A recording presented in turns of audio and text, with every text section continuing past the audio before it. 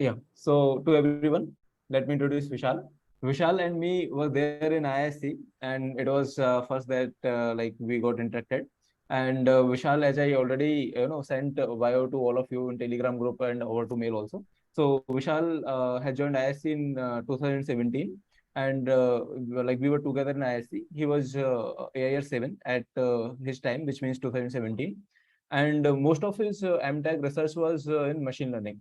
And he was in ISC, he was a very diversified person, which means like he has taken courses related to machine learning. He has taken courses related to operating systems. He has taken courses related to maybe compilers. So he has taken all sort of courses which range from different pools like pool A, pool B, pool C.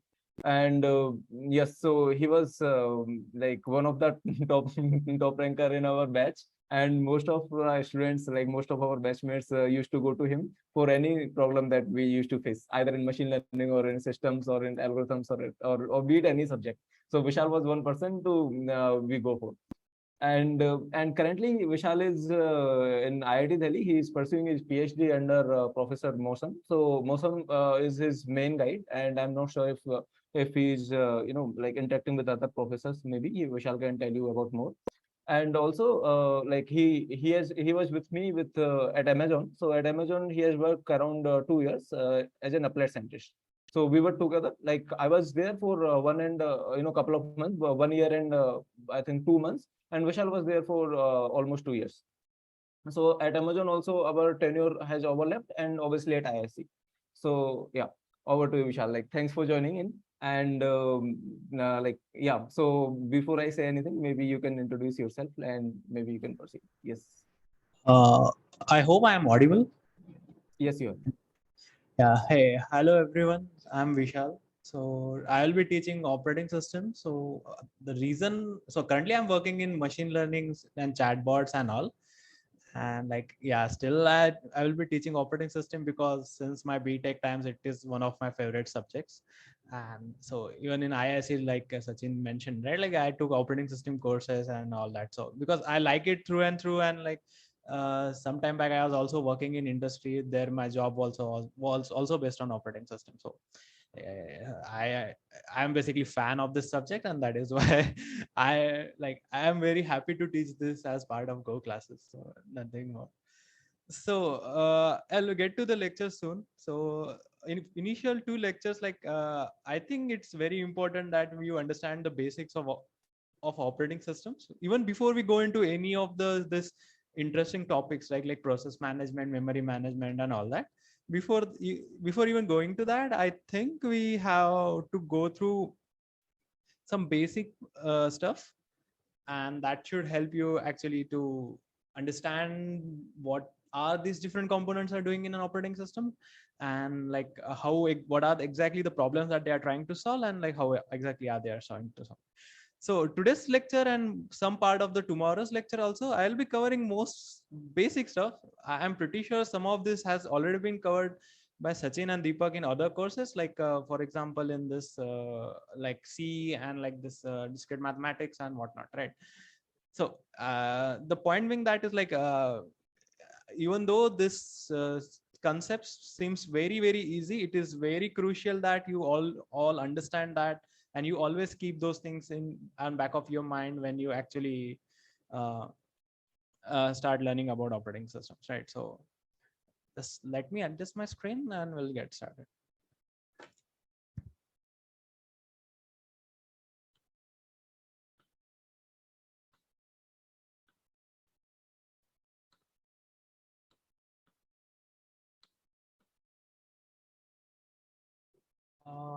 Can somebody confirm that they can see my slide?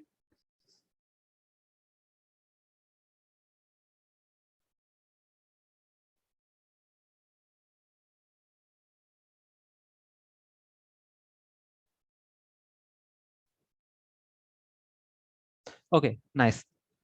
So let's get started.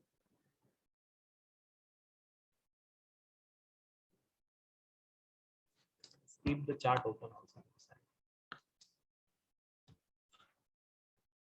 Okay, so this is like the syllabus that you have for GATE 2023. I basically copy pasted it from the official browser that they have released. So it doesn't look that much, right? Like only 5 topics on top of it. So some system called processes, threads. So basically process management. And then you have this deadlock and all, which is somewhat part of the process management itself. But yeah, it's a little bit broader topic than that. Then you have this CPU and IO scheduling and memory management and file system. So this is just something that I have directly copy pasted from the Gate browser. So we won't be covering all these things in the order that have been mentioned here. So we'll try to follow some systematic order rather than just going with this order. It overlaps with this particular thing, but yeah, we'll try to do our best and follow some logical sequence. Okay. So yeah, so this is like some image that I got from Wikipedia, and this is basically what we will try to understand throughout this particular topic, right? What exactly is operating system? So if you see here, so operating system is all about helping the user. If the user will be using a particular hardware or a particular system, right? So operating system is all about helping user achieve some task. So for example, the task can be add 2 numbers. Right, it can be add 2 numbers, it can be play a song, it can be watch a video, it can be open Firefox or whatnot, right? So user wants to achieve these particular tasks. So for this particular task, then there will be some application program. So application program is basically what you have is like a calculator, right? So you see this numbers and all that, then there is a plus sign, there is a minus sign, there is a multiplication, whatnot, right? So you basically use that application to achieve this addition of 2 numbers. Now this calculator itself has to run on this hardware, right? So this hardware is basically your CPU, that's Intel CPU or like AMD CPU, i5, i7, whatnot, right? It has this some RAM, right? Whenever we buy a computer, we see there is some CPU, there is some RAM, and there is some other components, right? Like whatever, right? So the calculator has to use this hardware to achieve this task, that you tell calculator to add 2 numbers and it will go to hardware and it will do something with it and it will perform the addition for you, right? So now for calculator to basically use this hardware in a very effective manner, it requires to do certain things, right? And what those certain things are is basically what operating system does for it. So it's mostly what we call it as resource management.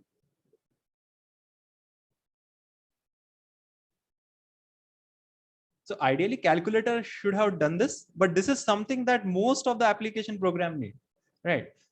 So for example, what RAM we should, what portion of the RAM it should be using, how the CPU it should, if there are multiple CPU, which CPU it should be using, and there are many other things that we came to know as we move forward throughout this particular topic, right?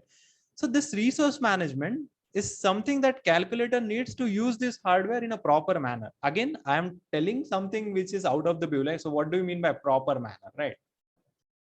So what do you mean by proper manner? That we don't know. So we'll define these things as we move along. But yeah, there is there is a particular way in which the application should use the hardware, right? So for example, it should not happen that calculator is using all the CPUs, right? If calculator is using all the CPUs, then your browser will not work, which was running in background. Or maybe you are running a song in background, and if you run the calculator, it's using all the CPU, the song will stop playing, right? So there is a proper way. Again, the proper changes, the meaning of proper we will define more concretely as we move forward. But this it has to access the hardware in a proper manner, right? And for that it requires resource management. And this is not a very specific to the calculator actually, but it is common for most of the application programs. And to perform this resource management, they have written a very specific type of code which is known as operating system. Okay, so this is again only one of the duties of the operating system, but it is one of the major one, right? So user just only cares about adding 2 numbers and it uses calculator. So for user, everything is very easy because it just sees for user, it sees the screen, there are numbers, it presses the buttons and all that, right? While for application, it's a little bit harder because it again, you have to allocate memory and use CPU and whatnot, right? For operating system, it has to enforce that there is a proper way in which these resources are used by calculator, and hardware is basically the workhorse, right? It will do all the tasks. Again, it is a very, what you can say, it's kind of dumb because it only knows you have to tell it everything. You have to tell hardware everything. So we'll get to this also. So it is a very, very, very dumb machine.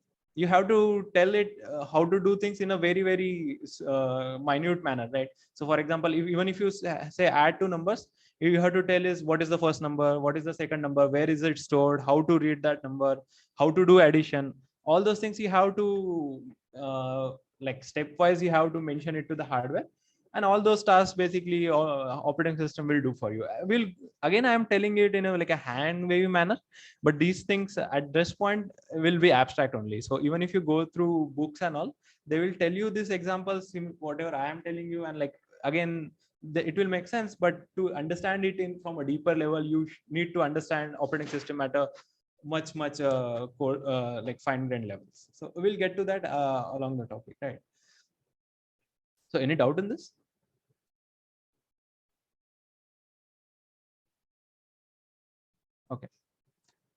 Okay, so now the basically the what we want to do in this particular course is like understand what this guy is doing, right? So we know it's doing resource management. We are saying it at a very high level, but like what exactly it is doing is what we want to learn, right? So now if you see, this operating system is very closely connecting to the hardware, right?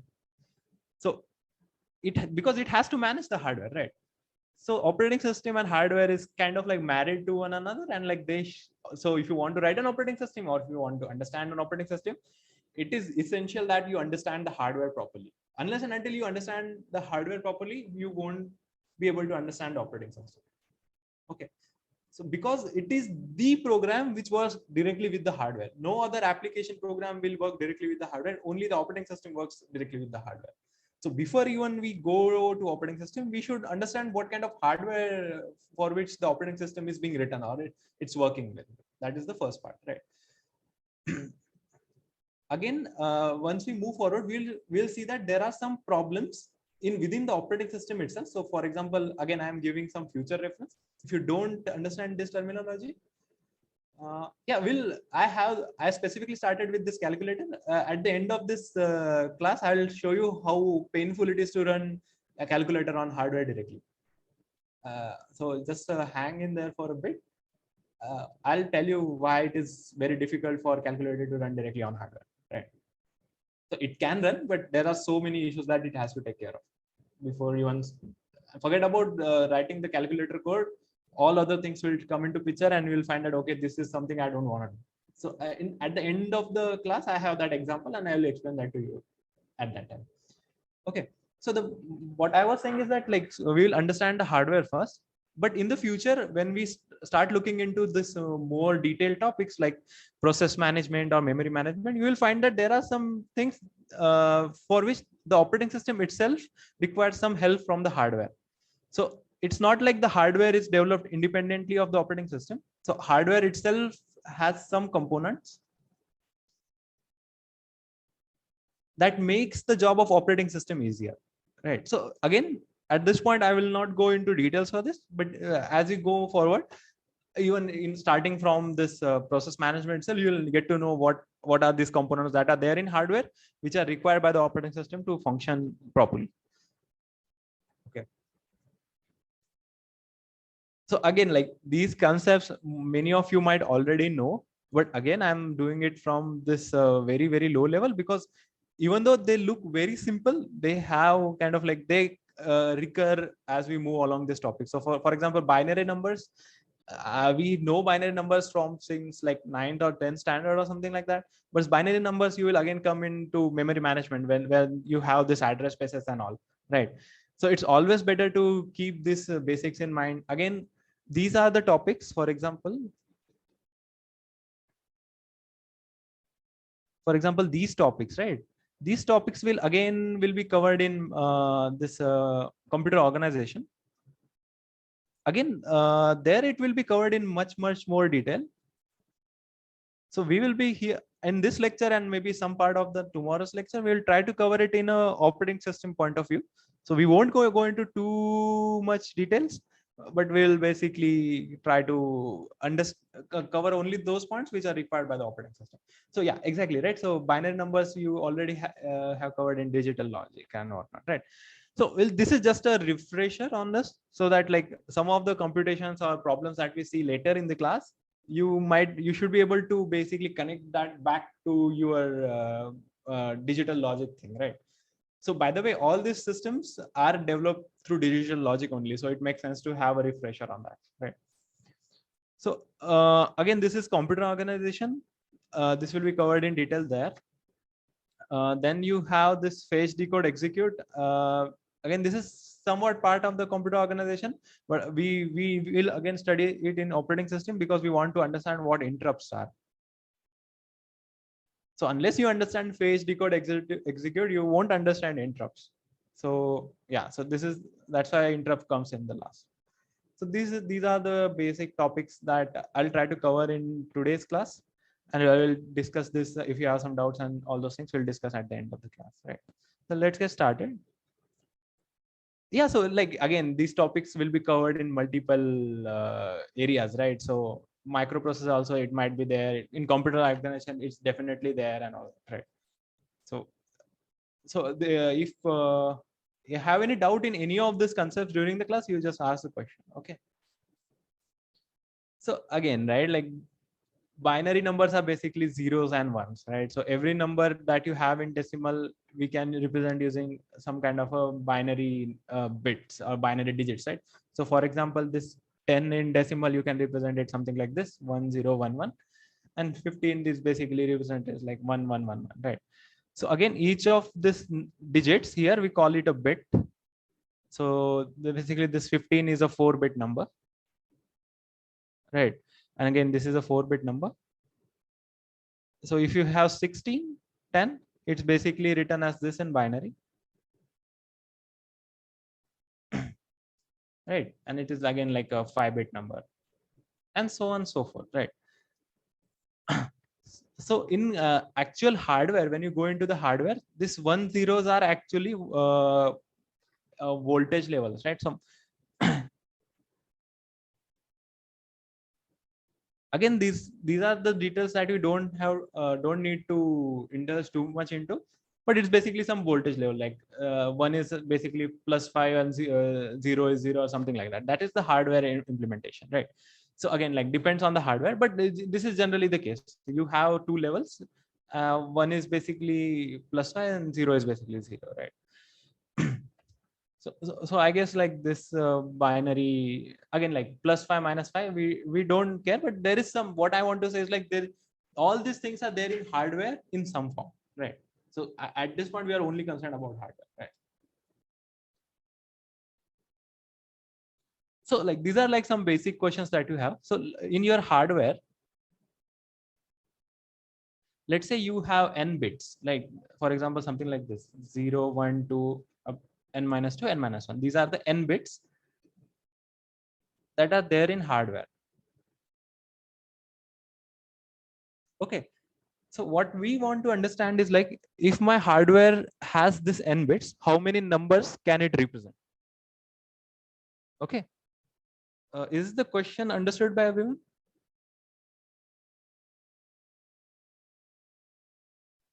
If anybody has any doubt, they can ask. Okay.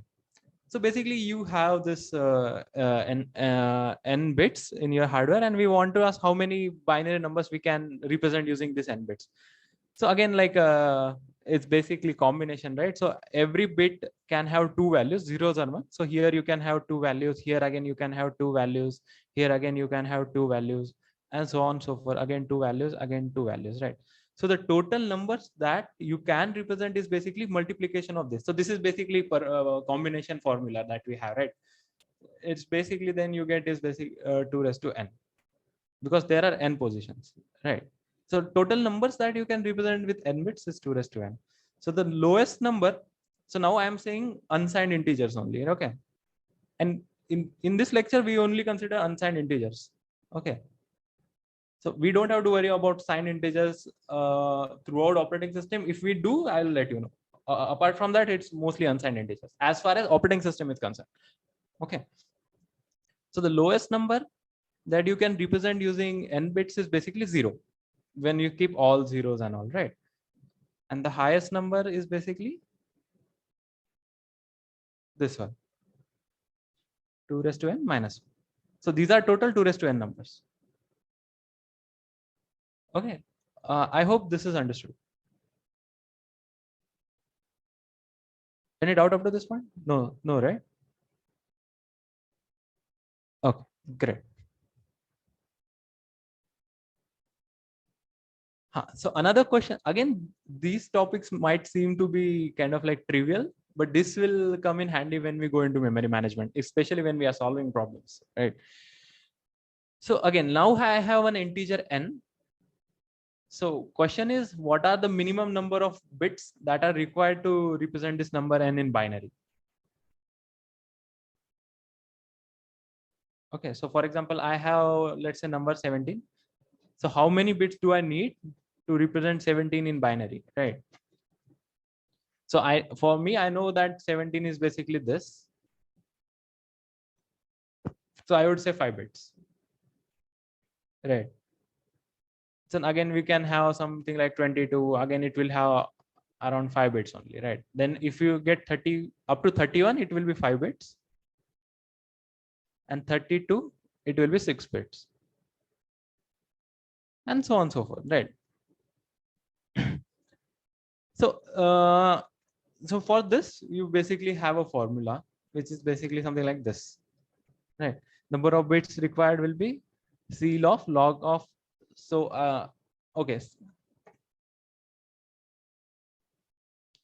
Yeah, it will be basically ceil, not this one. It will be ceil of log of 2n, right? Not plus 1. Sorry. Okay. So this is the formula that we get for getting the number of bits required for representing some number n. But there is a catch here. So for example, what if the number n is a power of 2, right? So for example, if I want to represent 2 raised to 4, which is basically 16, right? Right. So what we basically get here is 4, right? But we know for 16 we require 5 bits, right? Yeah. So I'll explain ceil now. Okay, I'll do that. Okay.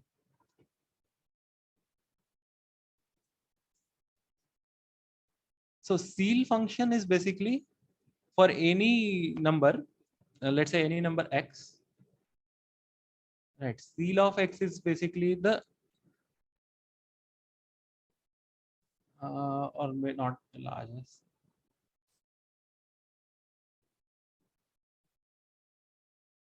It's basically the smallest integer which is greater than or equal to x. So we consider smallest integer which is greater than some number x, right?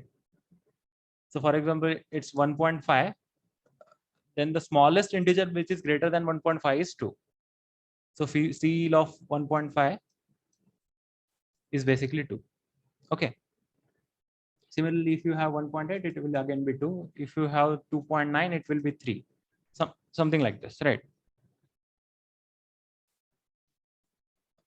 That is what we call as a ceil function.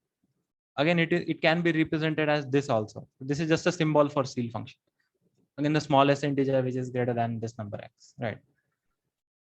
There is floor function also, which is the largest integer less than x.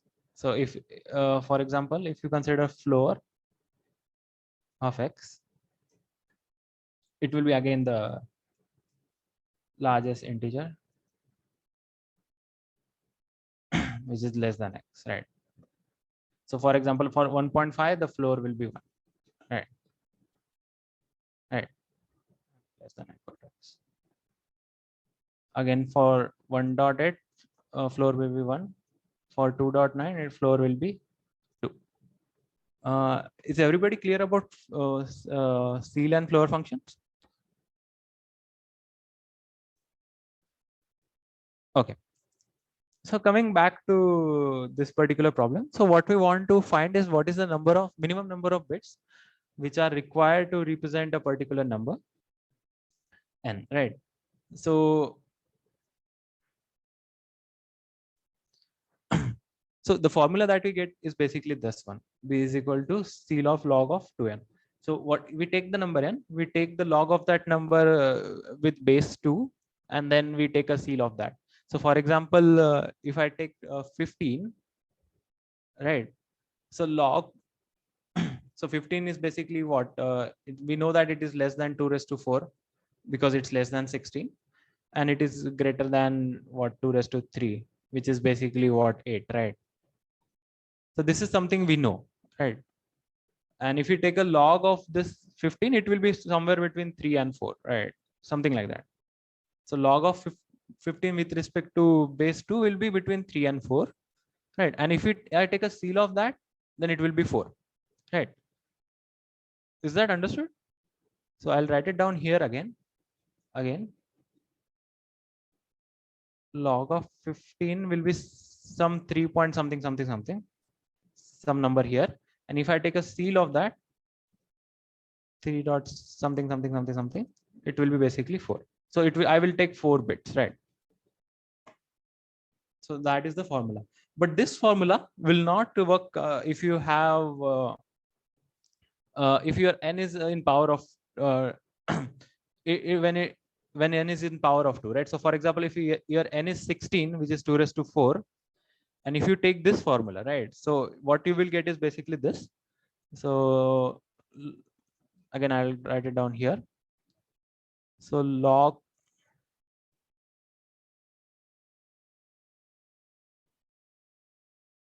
So log 2 of 16, again, it will be 4.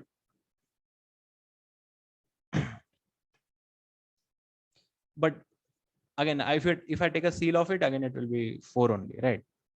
So the problem is that this formula will not work if you have n which is in power of 2, right? So because it's giving me answer 4, but I know for 16 I need 5 bits because 16 is basically this, right? Right. So to handle this case as well, we can have a combined formula. So that formula is basically this. So B, oh my God.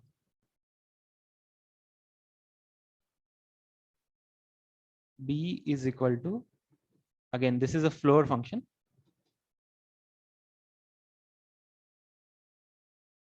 This formula. Okay. So if you consider this formula, it will work in both the cases when n is not in power of 2 and n is in power of 2, right? So for example, if now n is 16, this will basically log of 216, which will be what, 4 plus 1 will be 5. It works in that case also, right? Is this clear? You can have, so there are lots and lots of material on this. This is something I use for preparing this particular slide. You can have a look at it or some other sources, right? It's totally fine. Is this okay?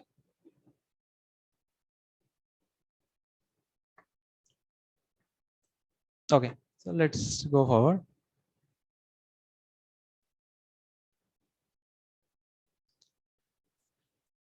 Okay, now there is some, so now we are looking into hardware itself, right? So when you buy some computer system, right, it will tell you what is the clock speed, right? So a clock is something that is decides the speed of your hardware in some sense, right? So how is that the case? That is none of our concern at this point. What we want to understand here is like there is a clock and it has some purpose, right? How fast it is or how slow it is, that is none of our business at this moment. We'll just understand what exactly is a clock. So when you in your computer system, right, there is a chip or there is some module which has some kind of a crystal in it, right? And it generates a spike, basically a electrical spike, right? Uh, at some fixed interval, right? So it's basically some crystal which oscillates, and whenever it oscillates, it's basically quartz crystal. Yeah. So quartz crystal or some, I don't know what they have in the latest systems. It basically oscillates at some very fixed period, and whenever it oscillates, it gives a signal. Signal in the sense like it gives plus 5 voltage output. So it's basically literally a hardware chip. It has a output wire. Again, when it literally has a wire. Okay, so it has some copper wire coming out of it, and after, let's say after 1 second, it gives a pulse. It gives plus 5 volt after for 1 second, and for 1 second it will give minus 5. This is for 1 second. Again, this is for 1 second. So for example, here for this particular time, it will output plus 5 volts, which is again binary 1, right? And for this period, for this time, it will output basically minus 5 volt or 0 volt, whatever, right? Like depends on the system, which is basically 0. So it basically generates 1 0 1 0 1 0 1 0 at a very at fixed intervals, right? We don't care about what exactly that interval is, but it's at some fixed interval. And this is again, I'm enforcing this point again and again and again, because it's very important to understand what is hardware and what is software. Okay, this particular thing is actually present in your system. So there is a physical chip on your motherboard for this. Right now it's actually in the CPU, but doesn't matter, it's physically present. Is that understood?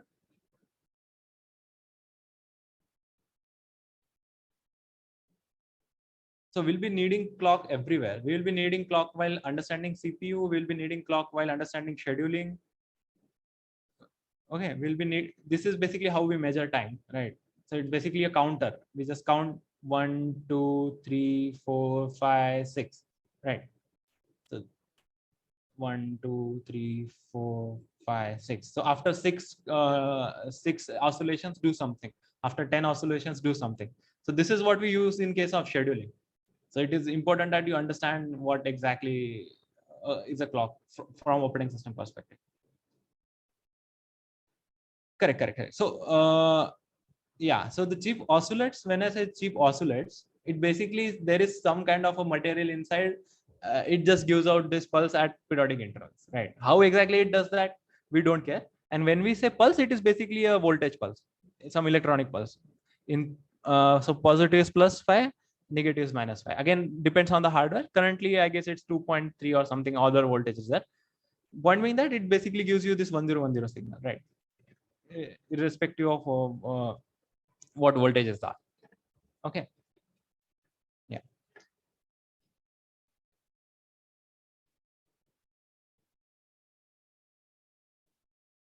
Okay. So now we'll get into some of the kind of like important part of the computer. So this part that we are covering is basically computer organization from perspective of operating systems. Okay. So now we will get into what we call as memory. Again, there are multiple names for it. We call it RAM also. We'll understand why we call it random access memory. Sometimes in old literature, it is called as core also. But in operating system, generally it's called as memory or main memory.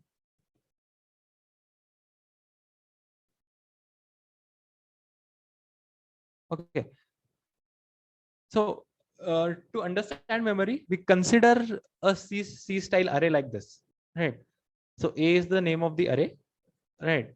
Then there are L elements in the array, and each element is of type byte, right? So 1 byte is equal to 8 bits. Okay. Again, this is something which has been already covered for you guys. I'm just using this so that we can connect it back to the memory in kind of like a logical manner. Okay. So this is an array. So it basically has size L. What this means is like it accepts the lowest index as 0. So there is an element called A of 0, and there is an element of A of L minus 1. Right.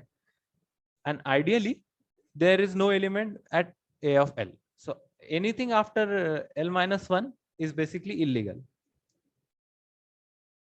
So you might have seen that in C, if you do these kinds of access, you might get some memory error, right? Segmentation fault or something like that, right? In C, right? Okay, so just keep that in mind. If you violate this constraint, you get a segmentation fault in C, right? So we'll now convert this entire concept into hardware. Okay.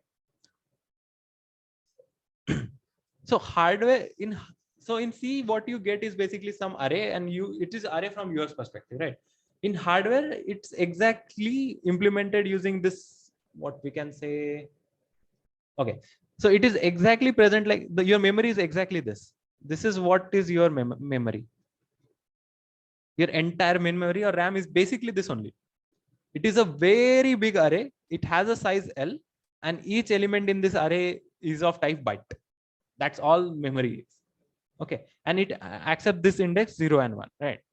Only difference is that it is actually implemented in hardware. So if you do this kind of access, the hardware will say you are doing something wrong. Okay, so I'll elaborate this point in a bit more detail. Yeah. So for example, consider this image, right? For example, consider this image. This is exactly how your memory looks like. So these are elements in your array here. Each element is of 1 byte. So again, this is basically implemented with capacitors or something like flip-flops. I guess you have seen flip-flops somewhere or something like that, right? Or any other physical way of implementing this, right? So flip-flops are just one way. There are other ways also, more advanced ways. So each of this particular element in this array it consists of flip-flop, and ideally, since it's a byte, every element is 1 byte. It basically has 8 bits, which basically means it has eight flip-flops in that. Is this understood? Now this is physically present. Okay, it means there is a hardware for this. Is this understood? Okay, so now again, since we said this is an array, we will have some indices for that, right? So 0, 1, 2, 3 up to L minus 1, right? So this indices, if you look at this from the hardware's perspective, these are nothing but addresses. Again, I am saying physical addresses. Remember this. This will come in handy when we actually look into virtual memory, right?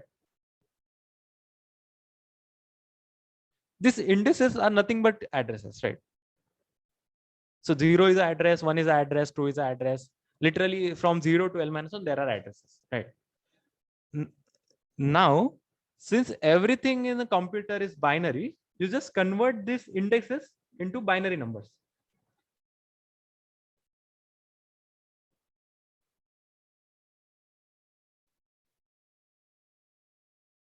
Okay, so 0 will be 0, 0, 0, 0, 1, 1 will be 0, 0, 0, 1, 2 will be 0, 0, 1, 0, something like that, right? So we just convert this into the binary numbers, and that is what we call as address from hardware's perspective. So if you sorry, what memory means? Yeah, correct, right? So like I said, whenever I say memory in operating system, it's generally main memory or RAM. Okay, so these indexes are basically addresses, only that we represent them in binary numbers, right? So now how many locations are there in this memory? There are L locations, right? Because the size of the array is L, right?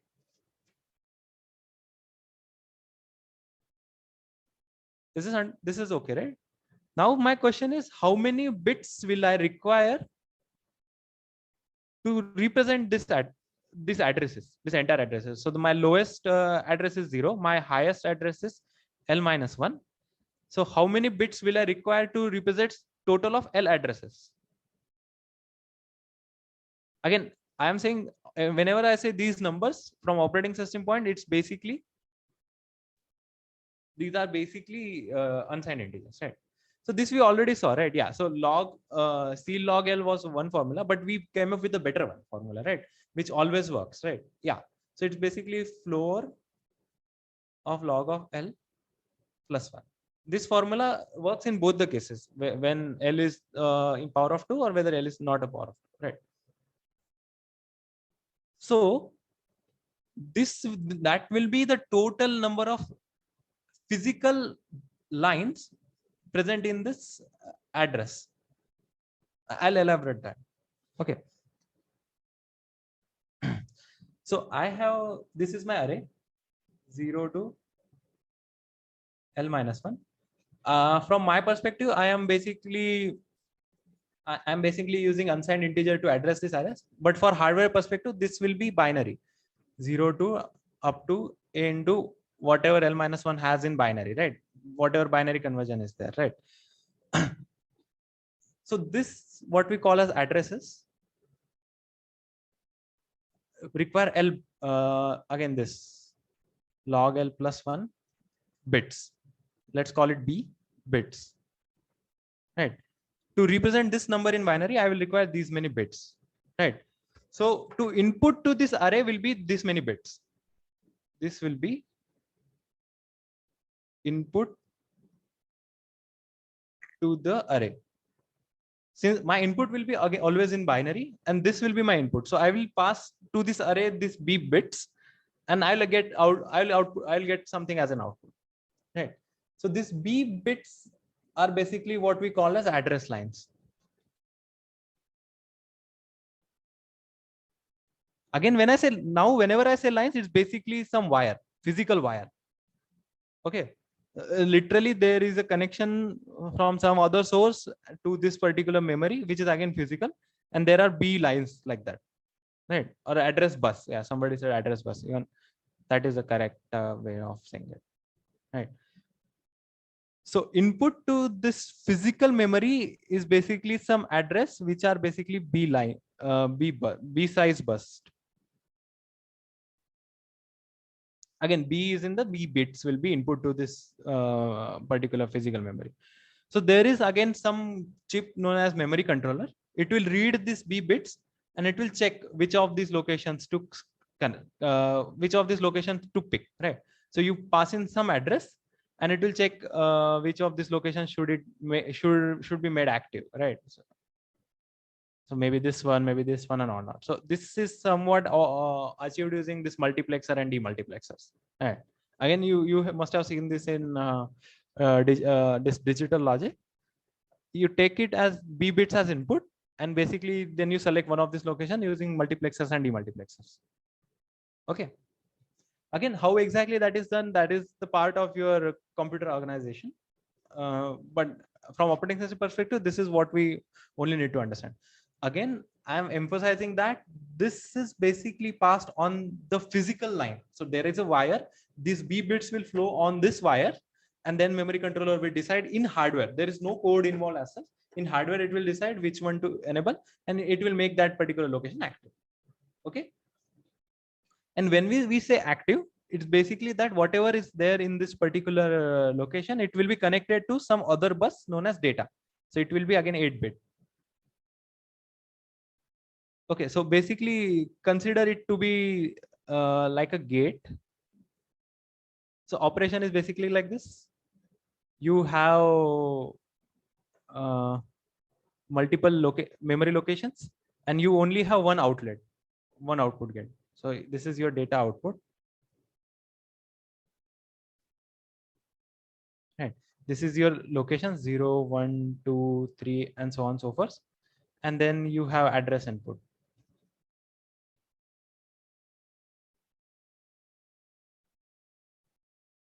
Okay. And this is your controller. It will basically read the address and connect either this one or this one or this one, right? Whichever matches this address, it will just connect this to your output bus. That's it. Right. Your address input will be read by this controller, and it will decide which of this location is matches this output, and it will just connect it to your data output. That's it. It is basically just a selector, right? So you have a gate and you select which one of these should be connected. That's all, right? And now once it is connected to this data lines or data output lines, right, there can be two operations that you can do. Either you can read it or either you can write it, right? So in your array also, you can either read from the array or you can write from the array, right? So now you have to tell this memory controller whether you are reading or whether you are writing, right? So there is an additional pin So again, when I say pin, it's basically a physical pin on which you can pass on some voltage, 0 or 1, or signal 0 or 1, right? So if this pin is 1, it means that you will be reading the data. If this pin is 0, it means you will be writing the data, right?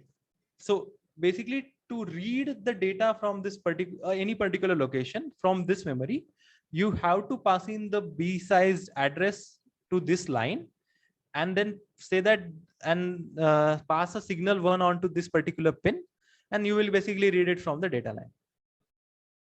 Is this understood?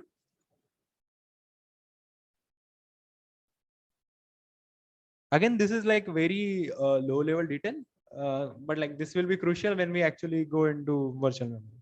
So you pass in the address, you select the appropriate operation, it will get the data on the data line.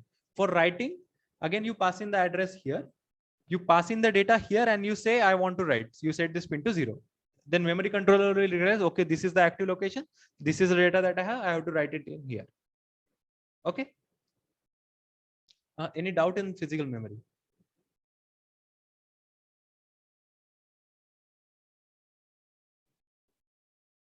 Okay. So let's go forward.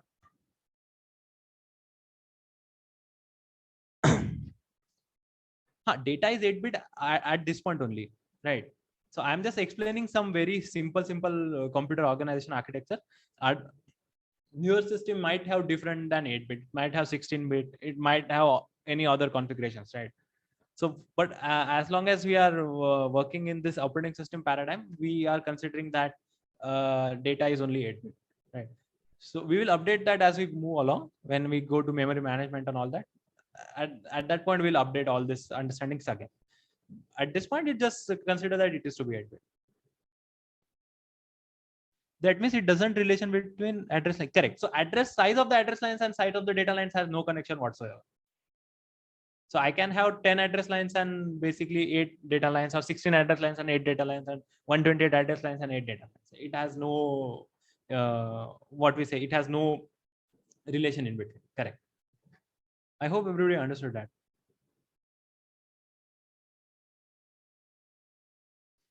Correct. So that is also an interesting question.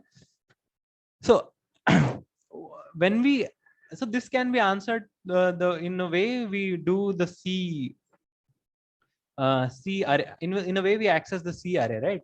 So when you access any C array A, you pass in the address, right? I, some index I, right? This is what you decide.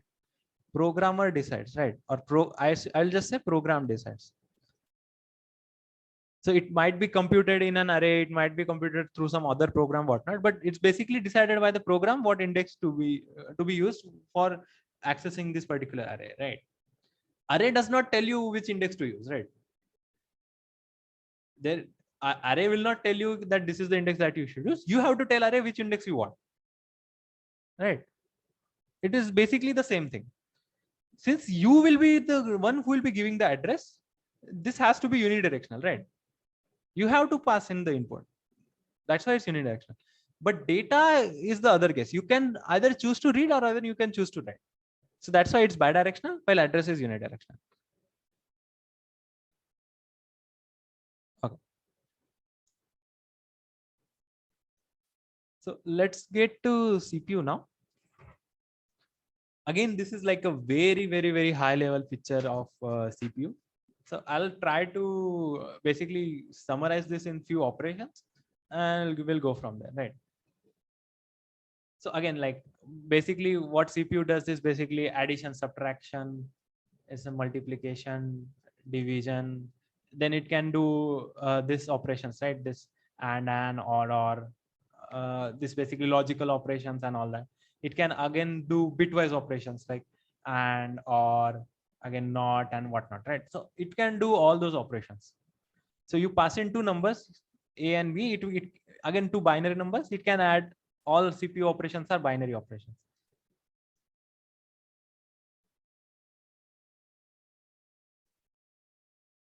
So remember that whenever we are talking about hardware, everything is in binary. So it can add two binary numbers, it can subtract two binary numbers. It might be able to perform multiplication of two binary numbers, division of binary numbers.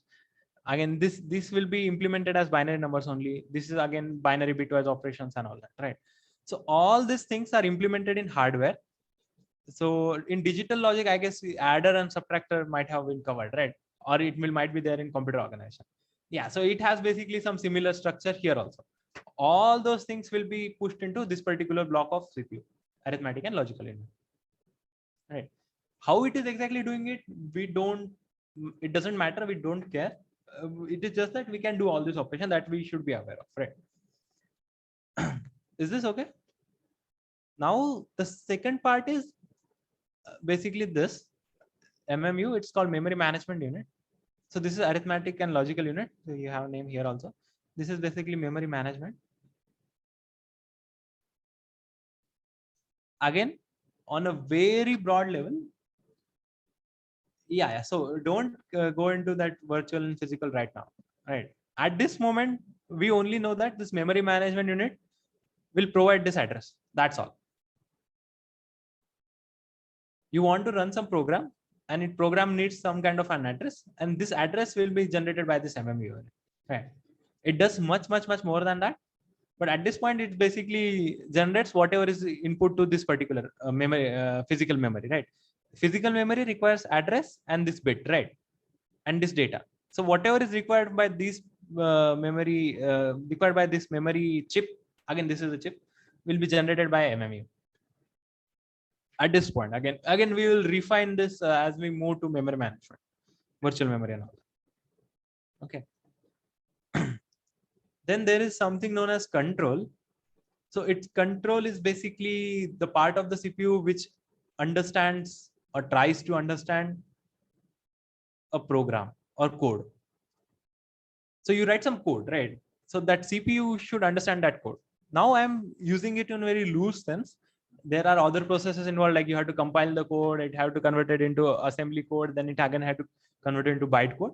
Don't get into that right away, right? Don't get into that right away. Just understand what on high level what this control unit does. It basically tries to understand your code in the sense that it will read your code, it will break it down into some micro instructions,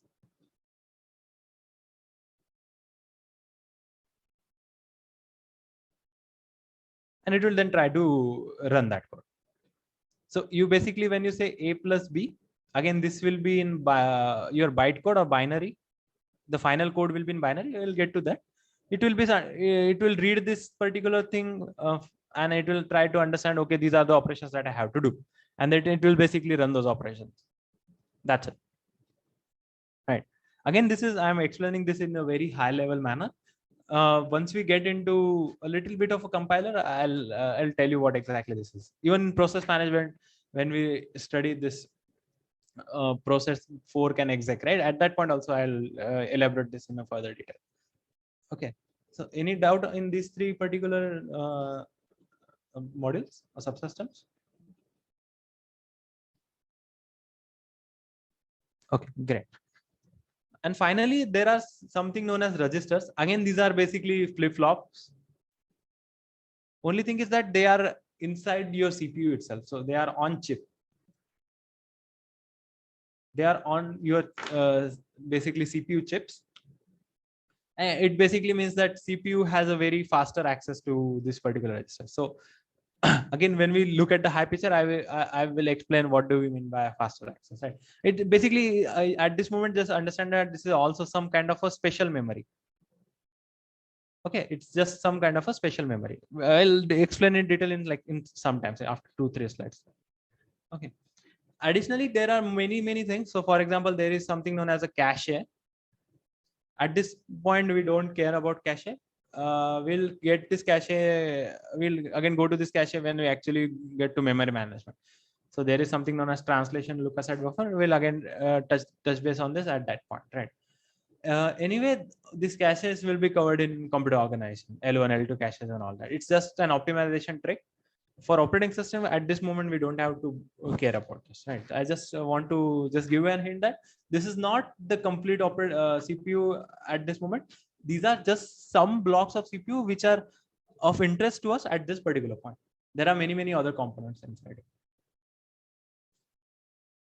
Okay.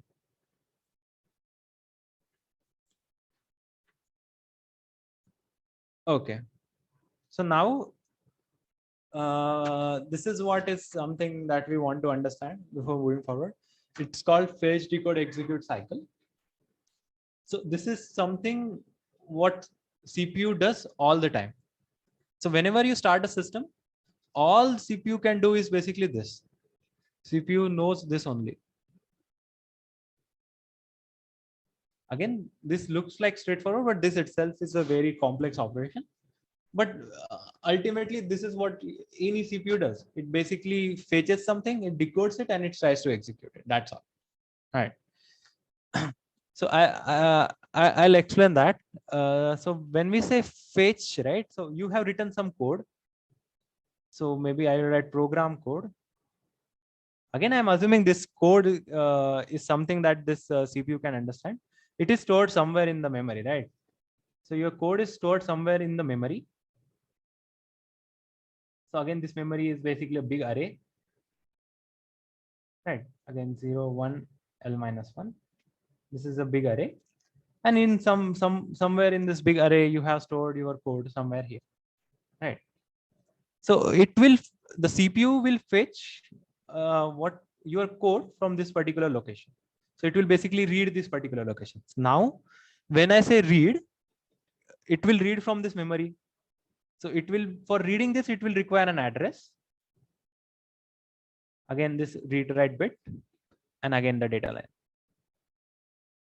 Again, this is data line, data bus. Okay, just to be clear, this is the address bus. So again, yeah, at this point, everything is physical. Everything is physical, right? So whenever I say CPU is fetching some instruction, or it's in the fetch phase, it basically sets the address to, it's basically sets some values to the address to the read write bit. Obviously it will be read only because you are reading the code, and then it will read over the data bus from this particular location. So now where to read from is decided by this particular register. So this particular register tells CPU that your next instruction will be coming from this particular address in the memory. From this particular address, you have to fetch it. And that register is called program counter, a PC. Again, this is a very important thing. We'll touch base on this when we try to understand processes and context switches. This we will be needing in context switches. Okay, so okay, I'll explain it again.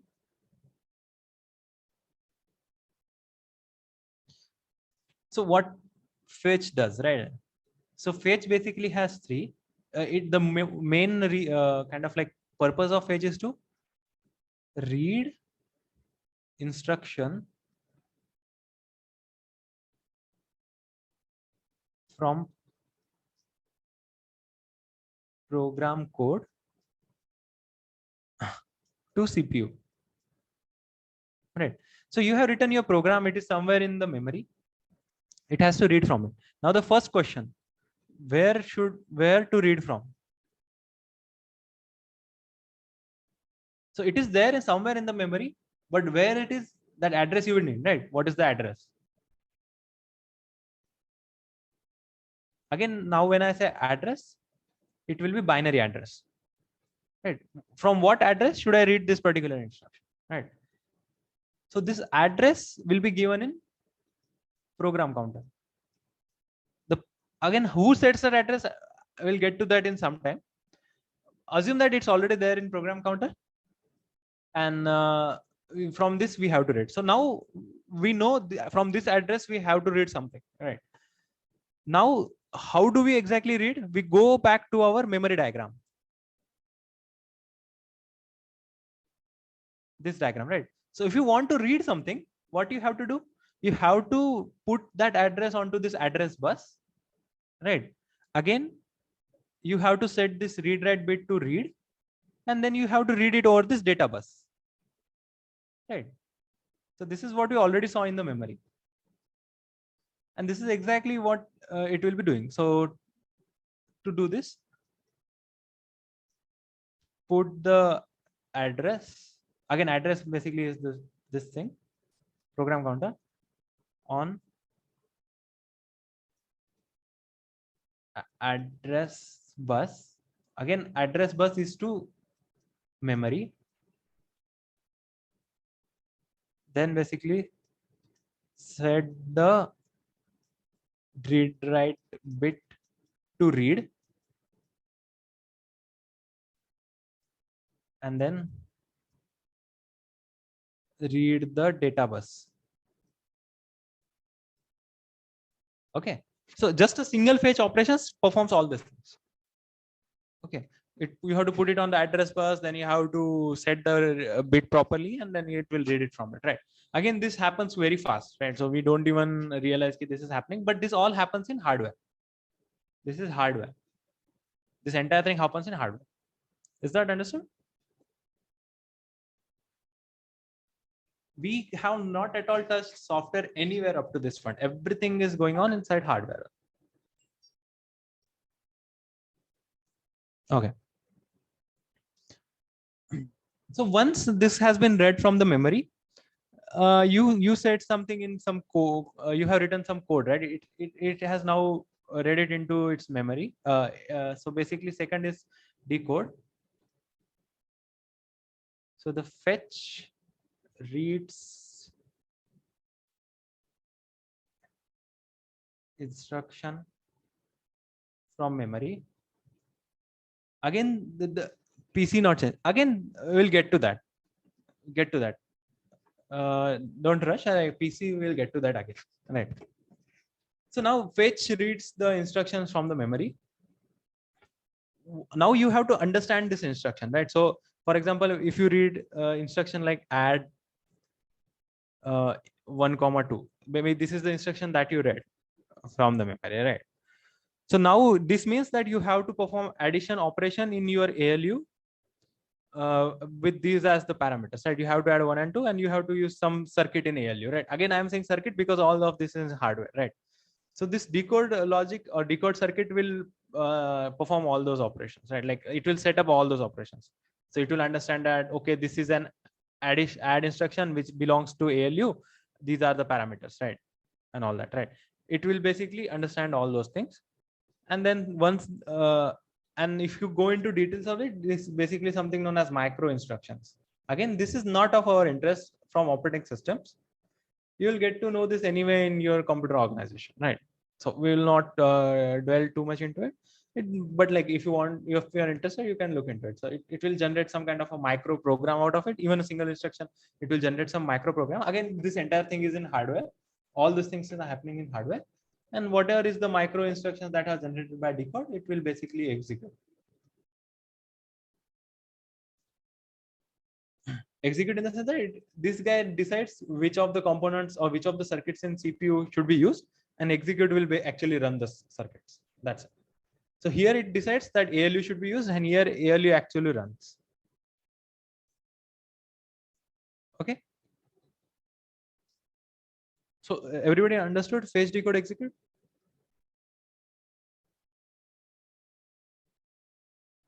Any doubt in fetch, decode, execute? Again, this execute can be, need not to be ALU operation. It can be like store 10 into memory, right? Into memory. It can be that also. Okay. Okay. So I'll elaborate a bit. So whenever, so your CPU is basically a very dumb circuit, right? It is basically some, yeah, it's basically some circuit. It has basically different components, right? And your code has different instructions, right? So let me give an example. These are again unrelated instructions. So first instruction that you have is basically this. Instruction 1 is basically this, that what you have to do is like add 1 and 2.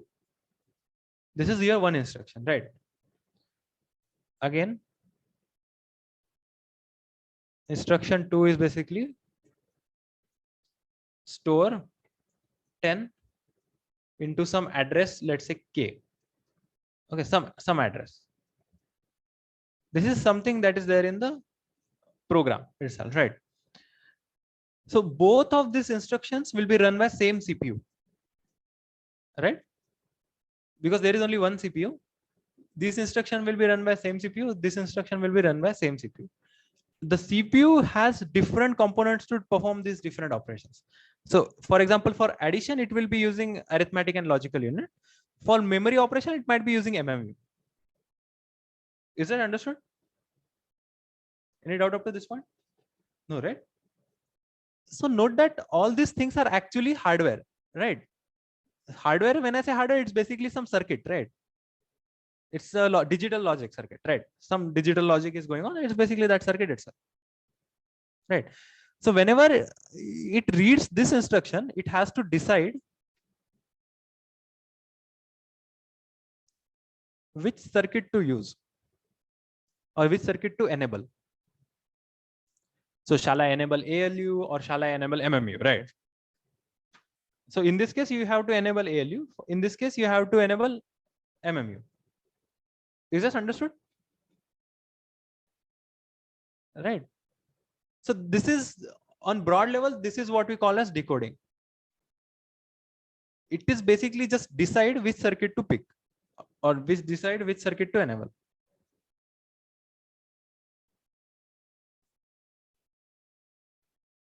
And again, this is from operating systems perspective, right? Like this is a very naive way of saying what decoding is. It actually does a lot more of that.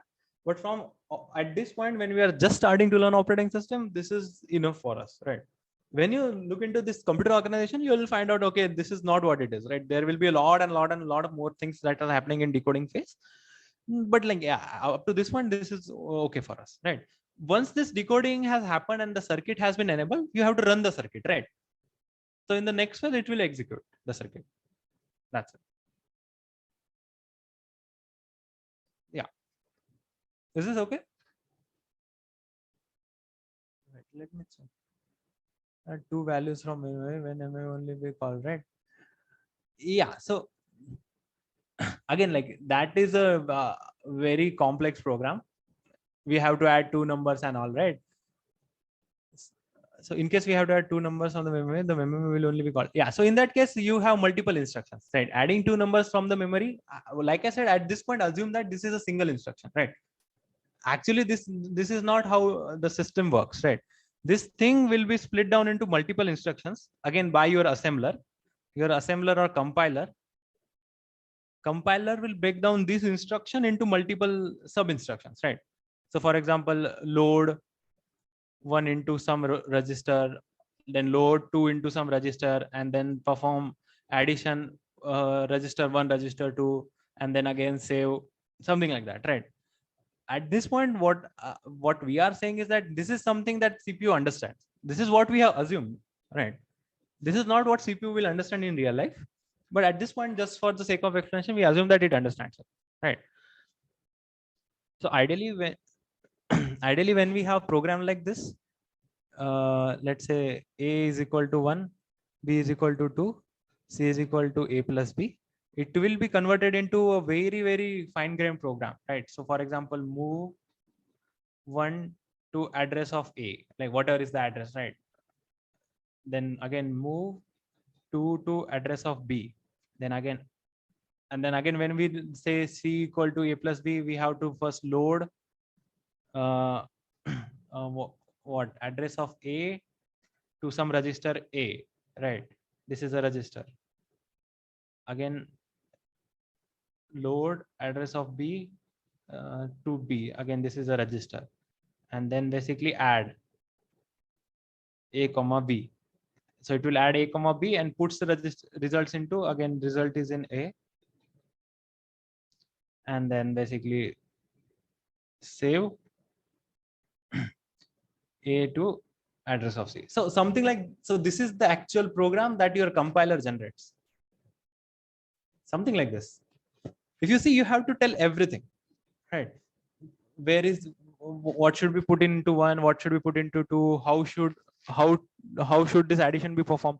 So this single addition instruction actually has many small instruction, right? Load A into some register A, register B, then add these two registers, and then answer will be in register A, and then again you have to store into C, right? So these are the complex operations that compiler will do for you. So it will convert this into this particular code, and now this will be understood by CPU, right? So again, even this particular instruction decode, if this particular instruction is fetched by the CPU, this will basically have, this is basically assembly language. This is called as assembly language. Okay. So this, for example, this particular again will be involving MMU. This will be MMU, right? Again, this is MMU. This is MMU. This is ALU. So components which are involved in executing this instruction are different, right? So even in modern CPUs, there can be multiple also. These are not micro instructions. These are assembly instructions. These are not micro instructions. Okay, micro instructions will be present inside the decode logic only. Again, that's not what we are focusing on. The thing that we want to do is like this instruction will be there in fetch decode execute. So for running this instruction, there will be a fetch decode execute cycle. For running this instruction, again, there will be a fetch decode execute cycle. That's it. How exactly decode operates, those details are not very interesting for operating system at this point, right? So just these details you will get into the compiler, this computer organization class, right? So again, that micro instruction and all is a little bit advanced. So you have to first go into this microprocessor and all, then only it will be much clear, right? But like, are the high level operations clear? So local memory, what I'll get into local memory, right? So when we see the entire picture, once I show the entire picture, it will be much clear. But up to this point, so clock, how exactly is clock used by this unit? We don't care. Maybe they use, maybe they don't. They generally do, but we don't care how exactly they are used. Again, that is the part of your computer organization. How exactly is this clock is consumed within these components? We don't care. It is used for this fetch decode execute in some way. How exactly it is used, we don't care. Okay. So any doubt in this high level explanations?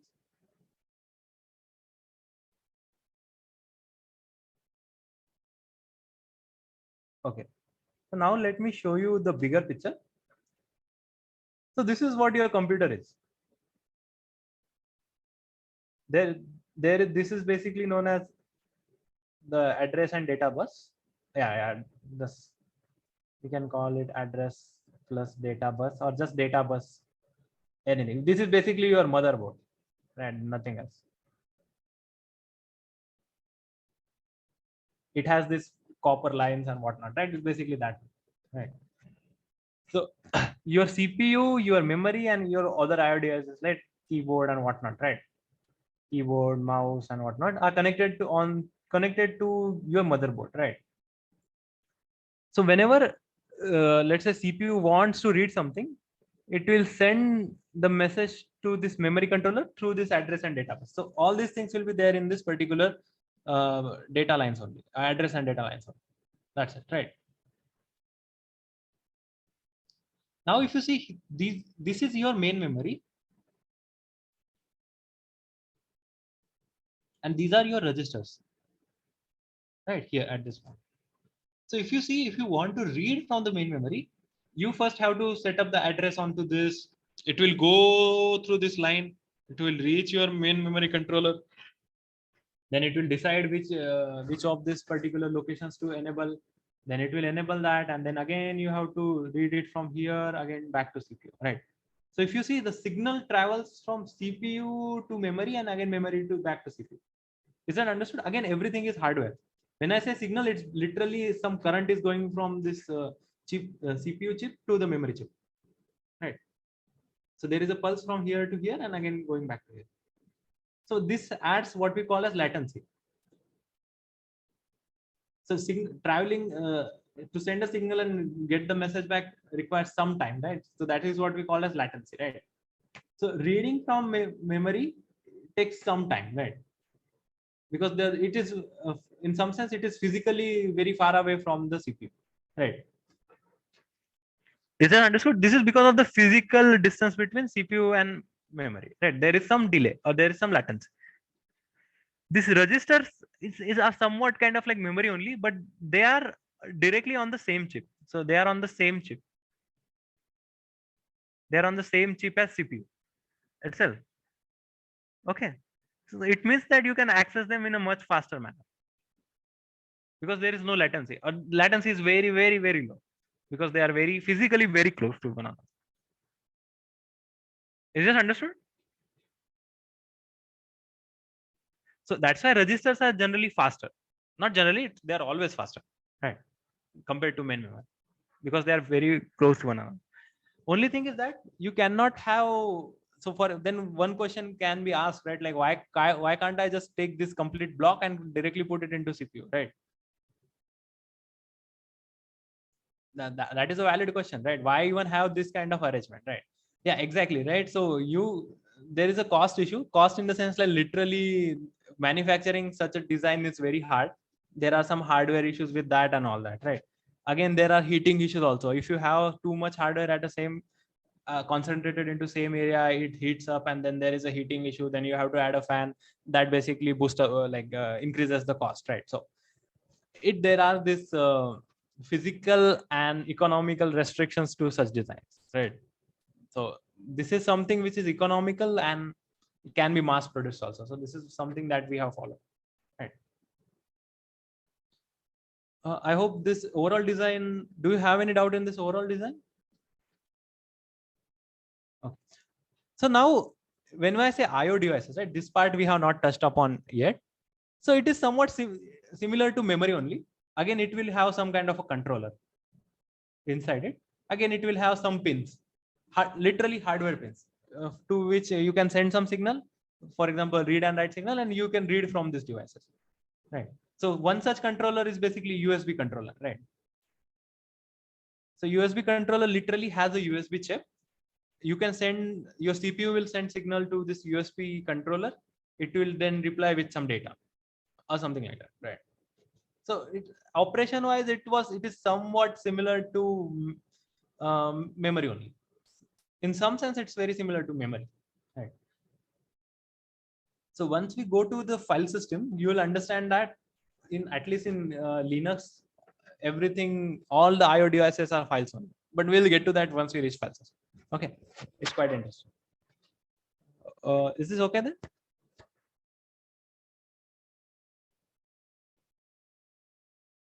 Okay, great.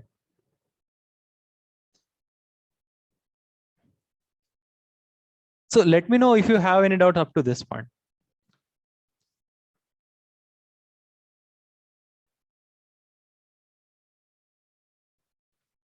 Okay, so now, yeah, this is what we will do. We have this, we understand that this is our computer. This is what you get when you buy a computer. This is what you get. And let's say there is no operating system, right? There is nothing in between. You directly have hardware, right? And you want to do this.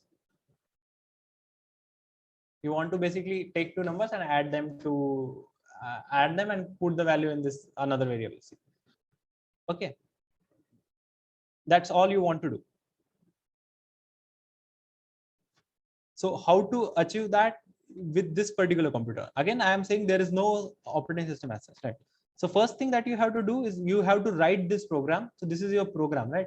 You have to write this program into the memory somewhere, right?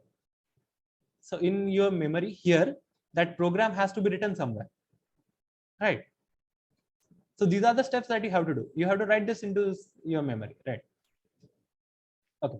Secondly, then you have to tell CPU that, okay, I have written my program at this particular location, somewhere inside here. You should start executing it, right? That you have to tell your CPU, right? Then how do we tell it? You basically set the program counter to that particular value, right? So because what happens is the program counter will, from the next time, it will start fetch, decode, execute from your program, right? Is that understood? Yeah, one part that I think I forgot to mention is that after every fetch, decode, execute cycle, program counter gets incremented by 1. So it basically reads your program sequentially. So after this, it will perform PC is equal to PC plus 1. I think I forgot that. So once the fetch decode executed complete, it will increment the program counter by 1. So it will be reading instruction from the next address. So initially it read instruction from here, then it will read from here, then it will read from here, then it will read from here, and so on and so forth. It will keep on reading sequentially all of your program instructions, right?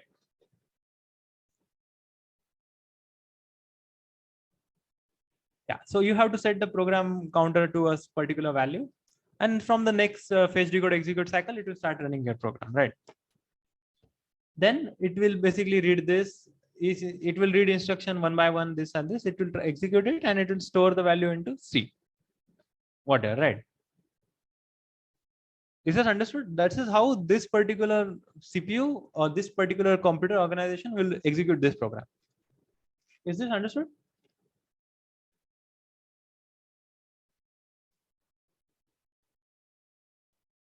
Okay. So now we'll go a little bit deeper into this. First question: which memory should I use? Okay. So I have this complete memory at my disposal, right? Now I have to write my program somewhere, right? I have to write my code somewhere, right? Where should I write?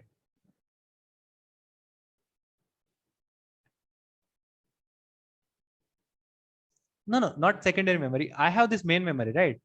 So my program will be written somewhere in the main memory. So I have these many addresses, right? 0 to L minus 1. From what address I should start writing?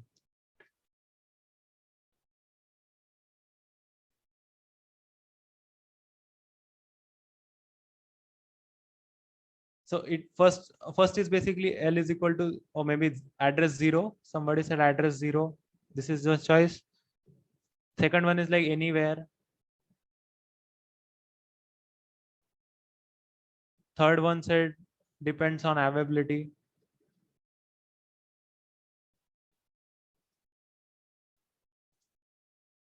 Okay. So these are like, and many more, right? So let's understand each of this way, right? So this is definitely a good choice. I can start from the 0 address and start writing from it. But then what happens if like one of my program terminates? Again, I have to write another program.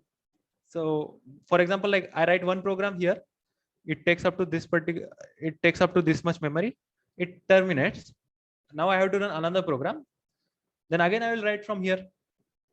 I will overwrite whatever was written here, correct? That also terminates, and again I have to go to the first program. Again that I have to rewrite here again and again and again, right? So if you see here, if I'm just using the first initial address, I could have fit both of those programs into the memory because I have enough memory. But since I'm decided that, okay, I'll only write at the first memory address starting from 0, I'm not utilizing that memory completely. Okay, so again, there is another suggestion. We'll get to that also. But like, anybody understood issue with this? So basically, I cannot store multiple programs, right? Because every time I have to write a new program, I have to delete the old one, right? Fine.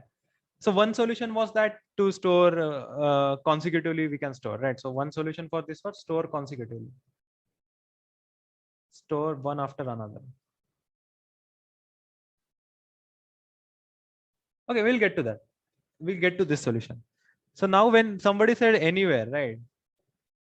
But again, anywhere in what? If some program has, if I use anywhere, I need to check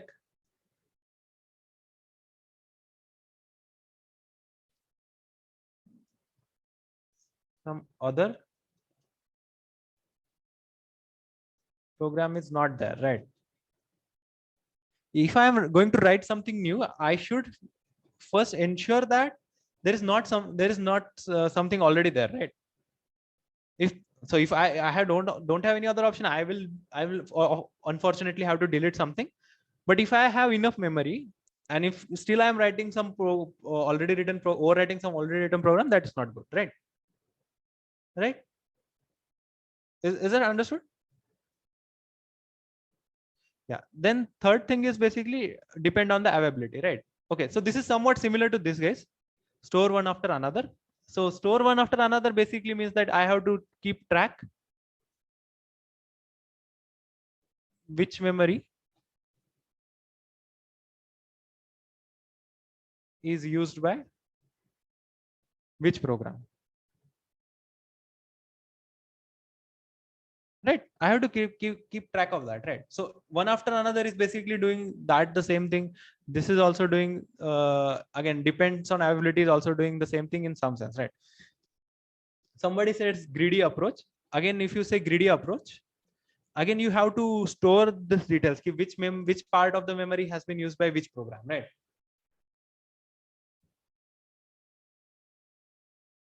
So anyway, the point being that just to answer this simple question, you need some kind of bookkeeping about memory, right? Which part of the memory is used by which particular program, right? Is this understood? If I want to run multiple programs, I want to keep multiple programs into memory, I have to keep track of which program is where in my memory, right? Now this I have to do whenever I add a new program. Whenever I want to execute a new program, I have to do this, right? And that this is what operating system does for you.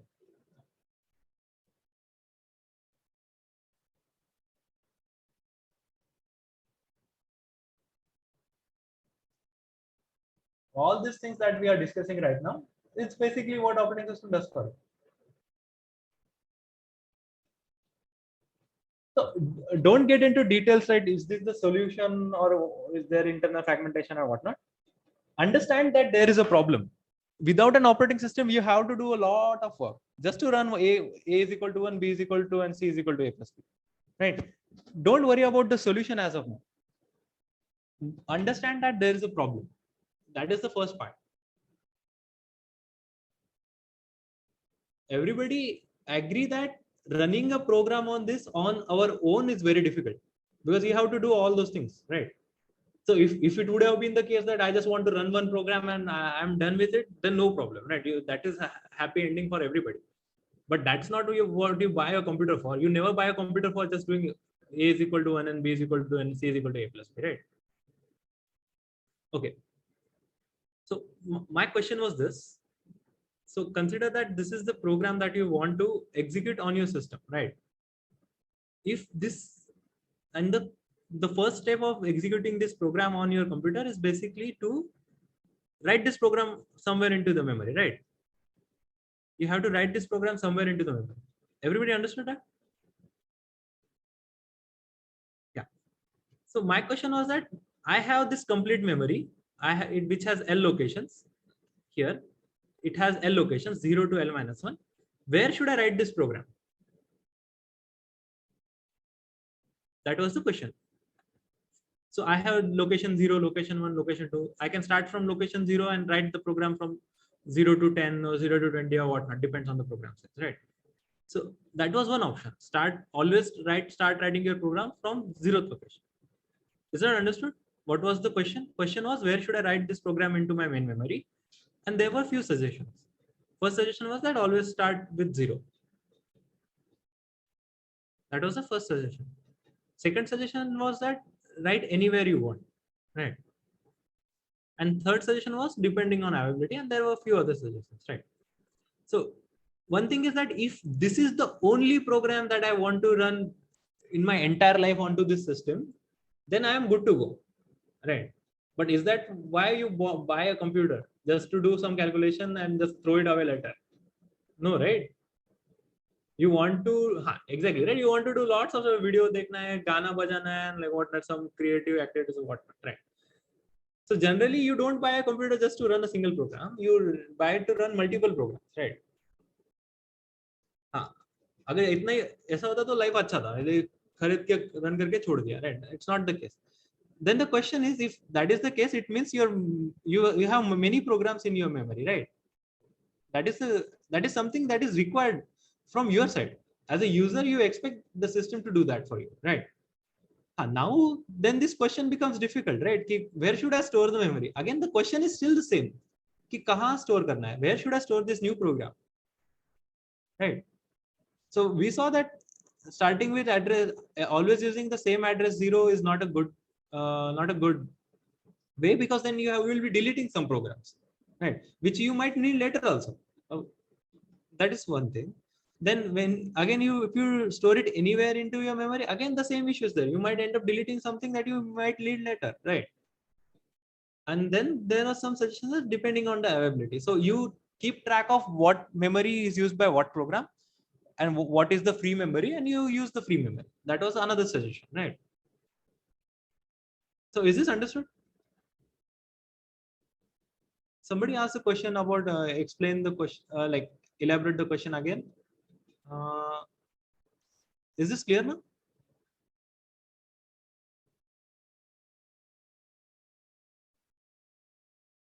Okay. So now you have to see, we have to start keeping track now, which memory used by which program, right?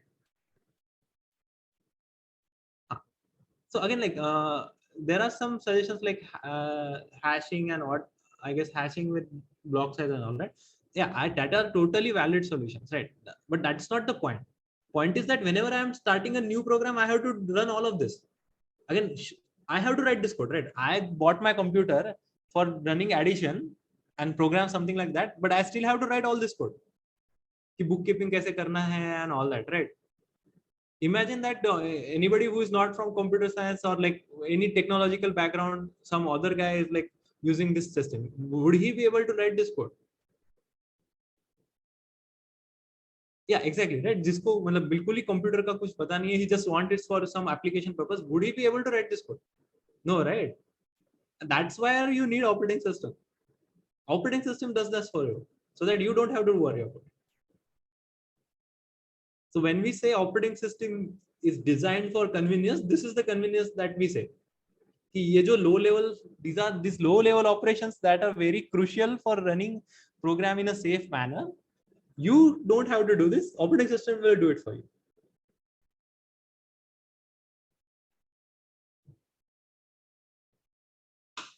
Is this understood? Okay. Yeah. So that's why handling hardware directly is very hard. Right. Similar thing goes for again here, right? We set it to program counter for P, right? So our whatever new process that we created, we set the program counter for P. Once this program ends, maybe I want to run another program, right? So let's say I have 10 other programs which I have already written into the memory.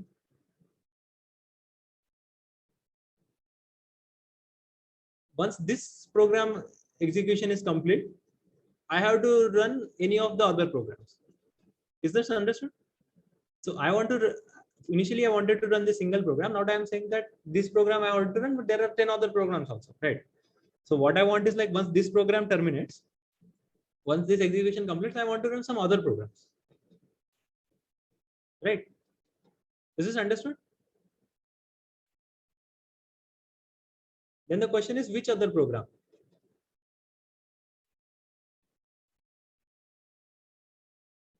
Which other program?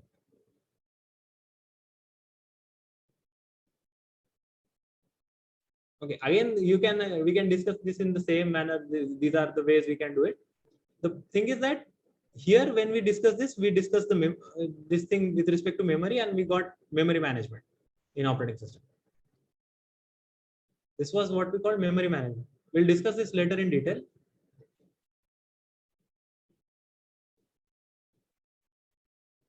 And when we ask the same question regarding which program to run, this will be process management.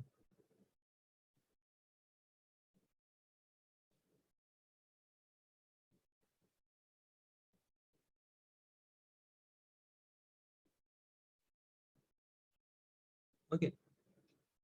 So whatever resource you have, there is a management to that.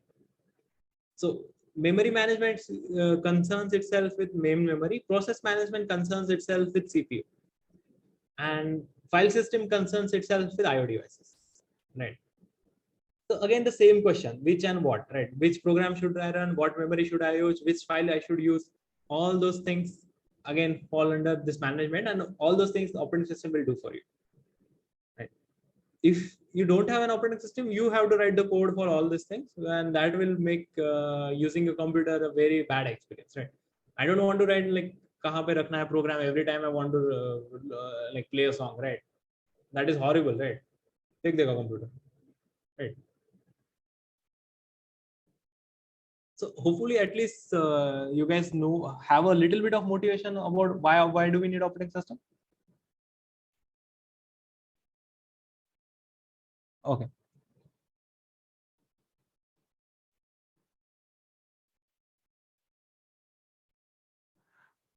So how to write a program without the operating system? You can do that. You can do it through hardware. You can literally connect a keyboard to your memory, and you can do it without operating system also. Exactly. Like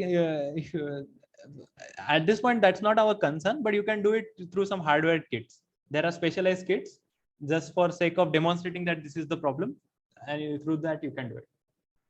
Old system, you literally have to write into memory using that hardware keyboard itself, since you don't have any screen or whatnot, right? So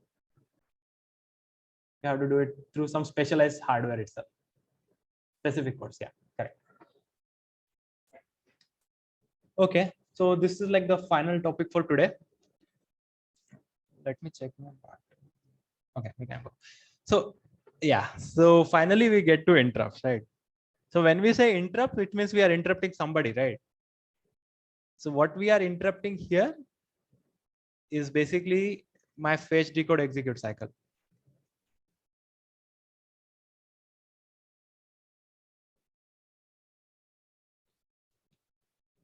So interrupt, fetch, decode, execute cycle. So CPU is running something, he is doing something in very peace and chal raha hai kaam, and something happens and it basically has to leave that job aside and do something else. That's all what interrupts are. Okay. So for example, CPU is running some program B, it receives some interrupt. So it's basically an event. Okay, it is some event, right? It's something happens, right? We don't know, we don't care at this point what happens. Something happens, and because something happens, it has to, CPU has to stop executing its current program, and it has to execute something else, right? That's all what interrupts are. CPU was doing happily fetch, decode, execute, something bad happened or something good happened, whatever happened, it says, okay, I'll not do fetch, decode, execute, I'll do something else. Okay, that's it. Okay, so let's have a very simple example for this.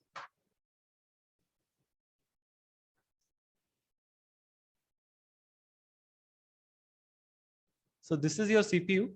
Again, I am drawing the similar diagram. So this is your address and data bus or whatever, right? Any bus. And you had the IO controller here, right? Let's say this IO controller is for keyboard. Okay. And it is connected to this guy. And again, this is connected to this guy. Now you press a button, right? When you press a button or press a key,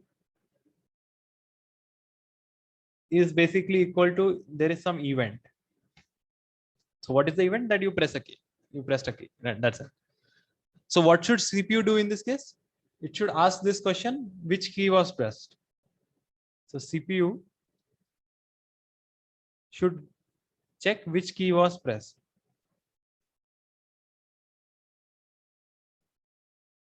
Right. So whenever you press a button or press a key, CPU should check which key was pressed.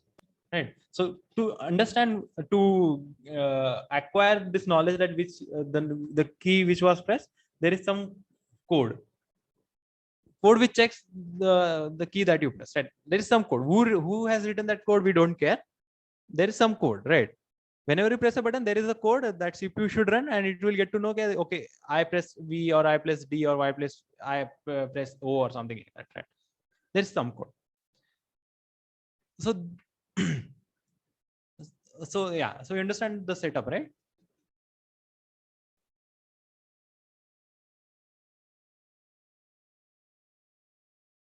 Okay. So whenever you press a key, there will be an electrical signal which goes through this bus and goes to CPU. So CPU is doing some fetch, decode, execute. And in between, you just pressed a key, right? Then there is a signal saying that you pressed a key, goes to the CPU. CPU knows this signal is for keyboard, right? Because there is a number which goes with it. So there is a number. Whenever you press a key, there is a signal which goes from the controller to the CPU along with some number, right? So, and this is literally a physical signal. There is a pin on CPU which gets a signal 1 or 0, something like that, right? And it also knows that what is the number of this particular pin or particular signal, right? There is some number. And it knows that if the pin gets a signal with this particular number, it has to ask this particular question, or basically it has to run this particular code. Okay. So this is what we called as hardware interrupt.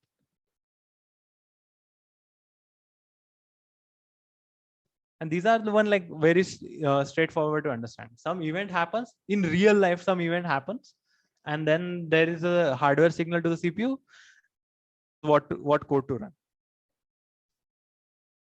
Okay. So now question is how exactly CPU decides which code it should run, right? So for that, it has something known as a interrupt vector table. Okay. So it basically has some number in one. So it basically has 2 columns, something like this. On first column, it has the number 1 or 0, 1, 2, 3, so on and so forth. And here it has the address for the code that it should run. So for example, when I press a keyboard, there is an interrupt and number is, let's say, 10. So it will go, CPU will receive this interrupt and it will check this number 10. And then basically it goes here, check what is the entry for 10 in this particular table. It will find an address and it will run that code. Again, whatever address is there, it will set up this program counter to that and it will start running that code.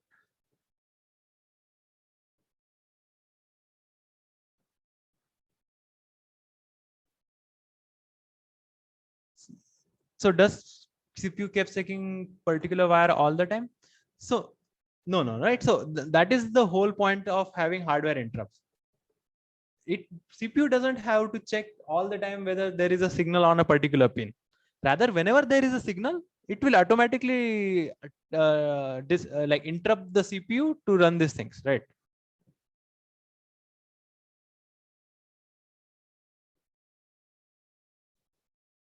Okay.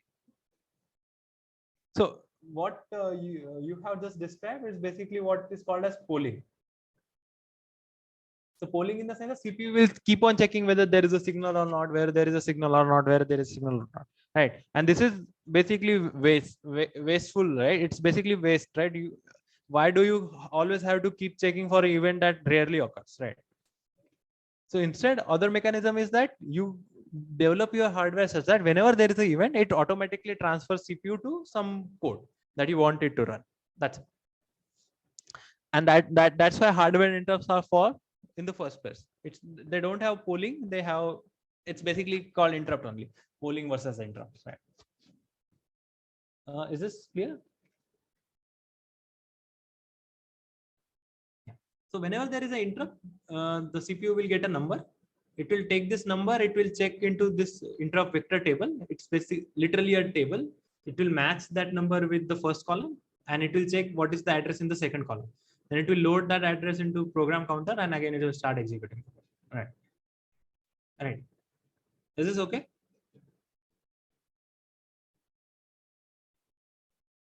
So it's similar to a function call. Only thing is that this happens in hardware only.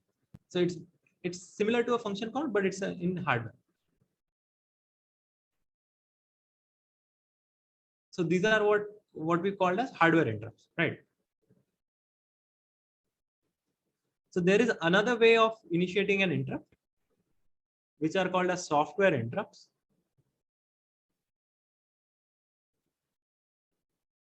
Okay, so in hardware interrupts, the event is that the hardware has done something, right? The event is basically a physical event in hardware world, right? In the outside world.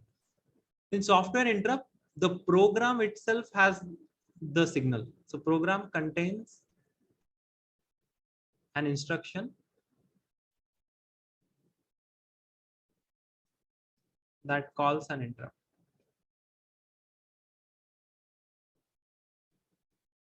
Only when, and the instruction is basically INT, INT 10, INT 80, INT 20, whatever, right? If your program has this particular instruction, it will also trigger an interrupt, right? Again, it will do this interrupt vector table and what, right? But this is not due to some outside hardware thing.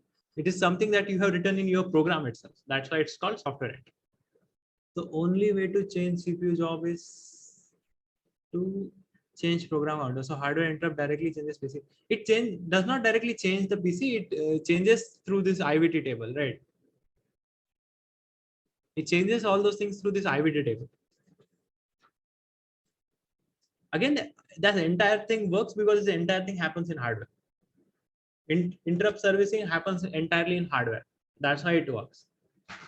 So we are discussing that this happens, this happens, this happens. There is no code for that.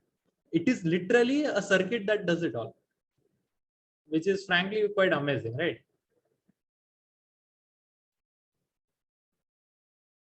So that's why it works, right? If you have to write a program for that, it won't work. You have to have that hardware support for this. Yeah, correct. So this ISR is what we call as interrupt service routing. So when we say this code, it has to run for every interrupt, right?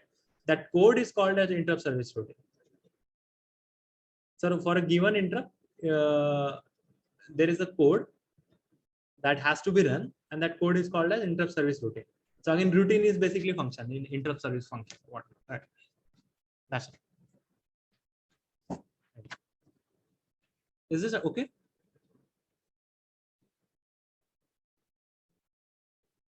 Yeah. So this is hardware interrupt is okay. Software interrupt is something that you call from your program itself. And why that is needed, that we will discuss in the next class. So from here, we will go to system calls now in the next class.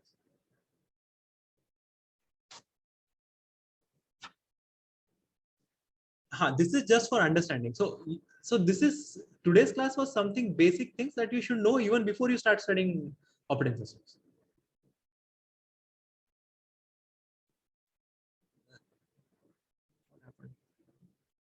So today's class are only for that. So IVT is something that you should know how it works in background, right?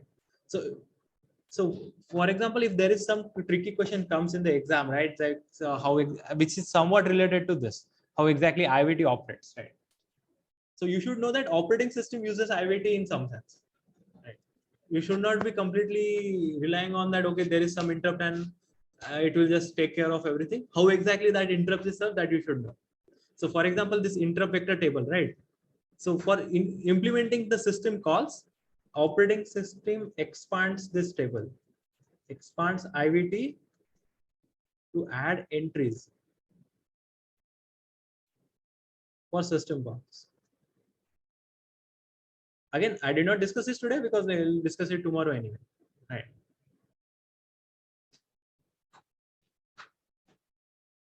This IVT, I guess you will again, most of this will again be covered in CO class anyway. This is just some high level overview that you will be needing for operating systems specifically.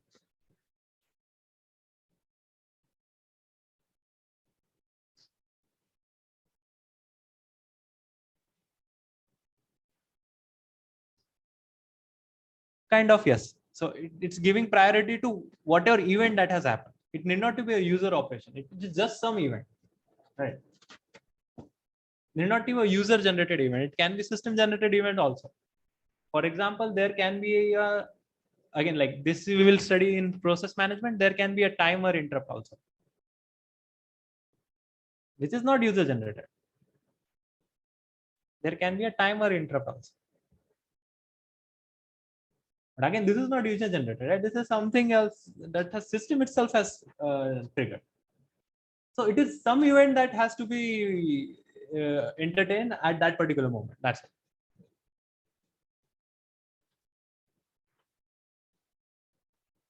Is this okay?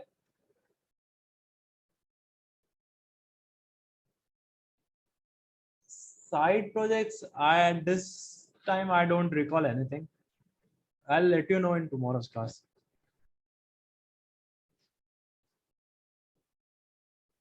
So one good exercise is just to read the Linux code. So that you can do.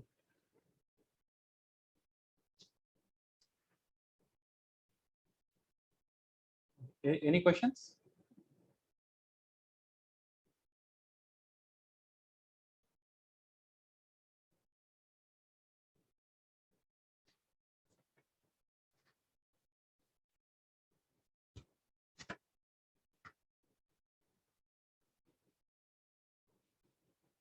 Okay. We'll start from system calls tomorrow. I'll try to give some background before moving into that, but yeah. Okay.